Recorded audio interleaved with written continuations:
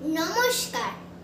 কবি ভবানী প্রসাদ মজুমদারের লেখা কবিতা হরিনামের পরিণাম।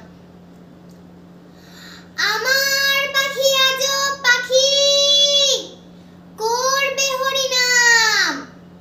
দেখে যান গো বাবু মশাই, 100 টাকা দাম। এই ছেলেরা চুপ করে থাক, করিস নে শোরগোল। বল তো পাখি, বল একবার, বল হরি বল। সত্যি পাখি বল হরি বল, বলেই দিল জোরে।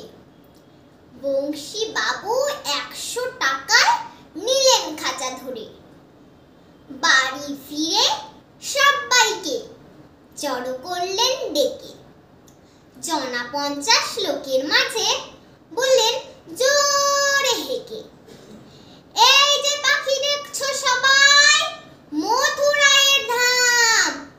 এই পাখিটাই দেখবে কেমন, করবে হরিনাম। এই ছেলেরা চুপ করে থাক, করিস নে শোরগোল। বল